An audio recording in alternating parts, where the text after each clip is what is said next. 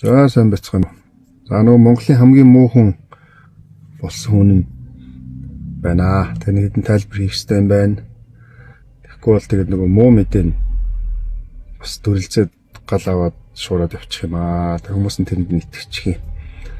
За тэгээ ер нь яга муу болсон гэсэн чинь нөгөө ид шидэ орон барьсан буруу уулыг нь за нөгөөх нь баг төсвөөс айхтар их мөнгө төгрөг авдаг байсан. Тэрийг одоо би ганжхлан гэдэг хүн баг ийдсэн л юм зүгээр. Энэ нэг намын бүхэлдээ харлуулах систем, вебсайттайгаа өсний бичээчтэйгээ нэгэн дугаард ярьж гинэ. За тэгээд энэ юу болсон бэ гэхээр за манай ид шидийн орон Лантун дөхөө гэдэг төрийн бас байгууллага л да. Тэрүүний хамгийн амжилттай явдаг төсөл нь ид шидийн орон гэдэг төсөл байдаг. За тэгээд одоо ид шидийн орон Лантун дөхөө болын төсвөөс нэг удаач мөнгө авч ирсэн түүх байдгүй маа.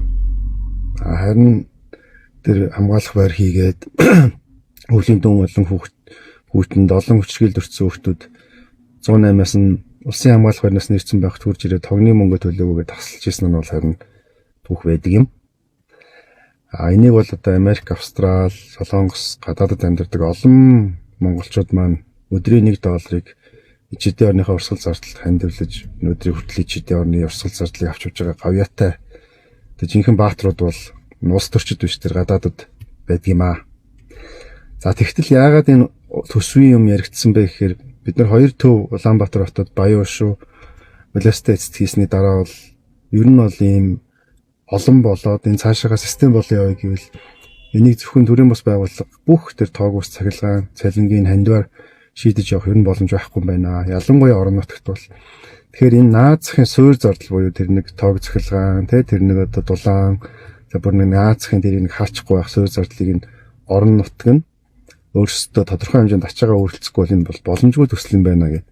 Эхний 2 төсөл дээр бид нар тоогоо салгуулад үнэхээр их зовлонгийг мэдсэн учраас энийг орон нутагт залуучууд аваад явахад айгүй хэцүү гэдгийг мэдчихсэн л да. Тэгтэл одоо орон нутгийн залуучуудаас маш их санал ирсэн.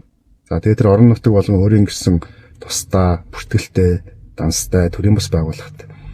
За одоо яригдаад байгаа дунд говийн одоо ид шидийн орныг санаачилсан хүмүүс нь бол тэр дунд говийн гэрэлтдэг ертөнц гэдэг сайхан залуухан багш нараас бүрдсэн төрийн бас байгууллага байгаа. За тэгээ бид нар хамгийн анх одоо ид шидийн орн хэрвээ орон нутагт яригдах юм бол тэр аймгийнх нь иргэдийн хурал буюу удирдлагууд нь хуралдаад тэр хамгийн анхны суурь зардлыг нь өөрийнхөө аймгийн төсвөөр тавьсан аймагт л бид нар ид шидийн орныг одоо байгуулахад зөвлөгөө өгнө гэдэг ийм зүйл болсон юм л да. Тэгээд баг 10 хэдэн аймгийн одоо материал ирээ тэн дундаас нийгмийн асуудал хамгийн хүнд байсан дунд гов байсан учраас дунд говыг сонгоод тэгээд тэнд болоод ид шидийн орныг барихт нь бид нар одоо тэр нутгийн төрийн бус байгууллагын залуучуудад туслаж ингээд тэр нь төсвөөс ямар ч хамааралгүйгээр 100% олон нийтийн хандвар дунд говийн ид шидийн орн баригдаад тэгээ анх одоо амлж ярилцсан ёсороо нөгөө нэг орон нутг нь тэр суурь зардлаа гаргаад явах болоо явж байгаа. Тэр чин хичнээн том байшин аж ахуй хийж утсан хүмүүс мэдэх байх та тэр нэг тоог ус цахилгаан гэдэг мэдээж бүтэн жилээр нь бол тэр чинь тодорхой хэмжээний мөнгө болно. Тэрний ил тод байгаа. Тэрэн дээрээ бол ингээд жилдээ болоо хэдэн удаа шалгалт оруулдаг, дөрөв хувааж өгдөг. Тэр нь бас хүрх үгүйтэй ийм зүйл байдаг л да. За тэгээ нам засаг солигдсныхын дараа бол нэг анхны яриа бас жоохон өөр болоод одоо ингээд нөгөөх төвөө 20-30 хүүхдэд үйлчилдэг болсон. Ингээ явж байхаар нь бухимдаад би сошиал дээр бас өвтчихсэн өөрт нь хөрвөл одоо аруулсан гэдэг шиг тентгийнхаа ид шидийн орны залуучуудыг өмөрч тэр хандив өгсөн туссан хүмүүсийг нь өмөрч тэр сошиал дээр жоохон ширүүх үүдсэн л дээ. За энэ нь тэгээ мэдээж явах тэр одоо улс төрч гэдэг хүмүүс төрчд нөгөө нэр хүндээсээ сошиалоос их эмзэг байдаг болохоор нөгөө талаасаа ингээд тэргүү одоо байж идэг троллийнхоо харлуулдаг бага ажиллуулчих байгаа юм л да.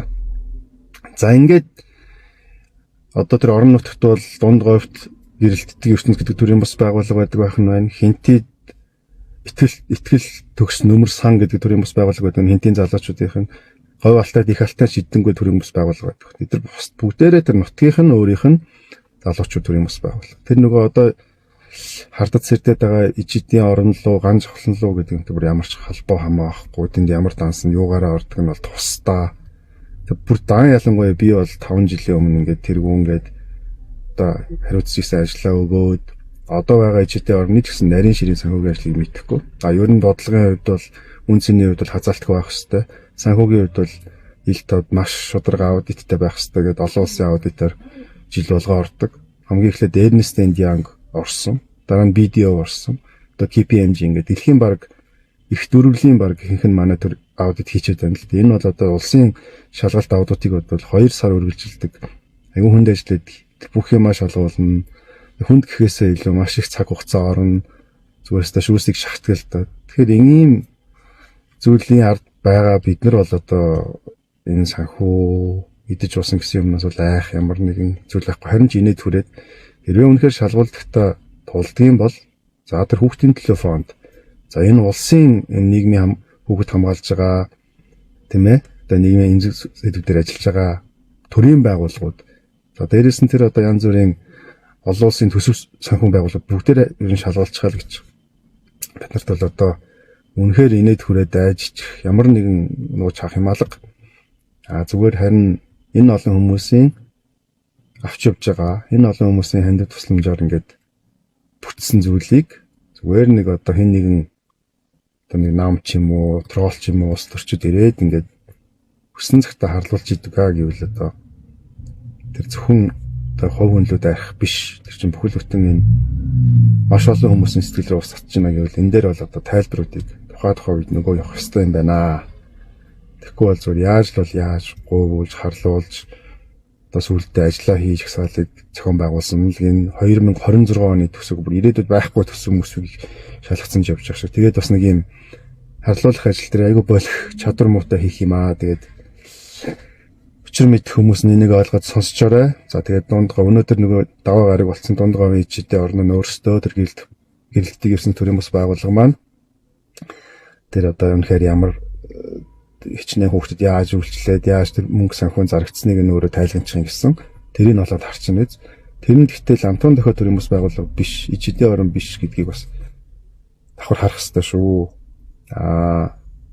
Цаашдаа ер нь яг зүгээр за би бол баг 10 жил гаруй жил ингээд бүх төрлөөрөө долбоолж үзэж байгаа. Цаашдаа ер нь нэг юм залуучууд Монголд нэг улс төр шашнаас үл хамааралтай хитайхан юм хийчих гэвэл энэ замыг туулах нь байна. За тэгээд одоо энэ залуучууд маань бас нэг дийлэх болоо да. Ер нь Монгол тэгээд цаашдаа юм хийх хүн ер нь үлдэх гэдгийг бүгдээрээ нэг бодох хэрэгтэй болсон байна. Тэгээд эрүүл ухаантай хүмүүс дуурч ер нь зүйлүүдийг хилжил байхгүй болвол нөгөө талдаа бол бидний өмнөөс түүх зохиогоод үнийг хэнийг ч хинч болгочих юм бол Монголд бол маш ялбархан болцсон юм байна шүү. Тэгээд бүгдээрээ авах гээхээ ухаанаар хандаад ялгаж салгаж ойлгоно үзье. За баярлалаа. Дэмждэг тууштай явж байгаа ижидтэй ах нартаа дахин нэг баярлалаа. Тэгээд бас ийм түүхтэй зүйл болж байгаа. Одоо энэ ийм болж байгаад бас хүлцэлгчий. Та бүхэн маань бас бити өөрсдөө итгэл алдаарай. Тэгээд бүх зүйлийг нь тэгээд үзүүлээ харуулъя. Тэгээд явчихъя л гэж.